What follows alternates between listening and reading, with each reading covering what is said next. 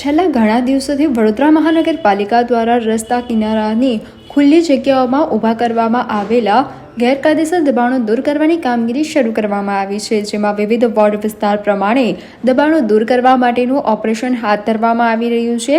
દબાણ શાખાની 2 ટીમ તેમજ ઢોર પાટી શાખા સાથે શહેરના વોર્ડ 5 અને વોર્ડ 15 વિસ્તારમાં દબાણો દૂર કરવાની કામગીરી હાથ ધરવામાં આવી હતી.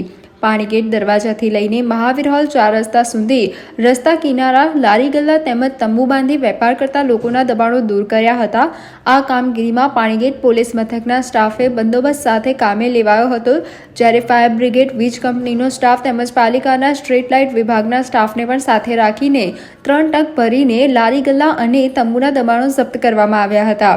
ઉલ્લેખનીય છે કે વડોદરા શહેરની અંદર દબાણો દૂર થાય તે જરૂરી છે, પણ સાથે સાથે રોજ કમાઈને રોજ ખાનારા લોકો માટે સ્ટ્રીટ વેન્ડર પોલિસીનું અમલીકરણ થાય, નાના મોટા રોજગાર કરીને પોતાના ઘરનું ગુજારણ ચલાવતા લોકો માટે કાયદાકીય નીતિ નિયમોના પાલન સાથે યોગ્ય આયોજન થાય તેવું પણ જાગૃત નાગરિકો ઈચ્છી રહ્યા છે, જેથી રોડ રસ્તાઓ પર ખુલ્લા રહે અને રોજ કમાઈ રોજ ખાનારા લોકોને કોઈ મુશ્કેલીનો સામનો પણ ન કરવો પડે. તંત્ર આ અંગે કોઈ યોગ્ય આયોજન કરે તે હવે જરૂરી થયું છે.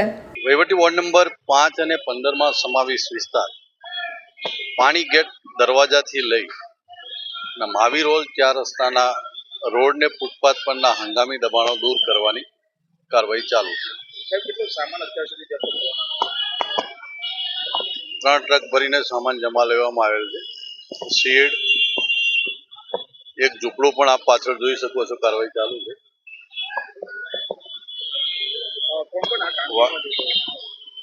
પાણીગેટ પોલીસ સ્ટેશનનો સ્ટાફ, દબાણ શાખાની ટીમ, વોર્ડ ઓફિસર શ્રી અને તેમનો સ્ટાફ, જમીન મિલકત કોમર્શિયલની ટીમ,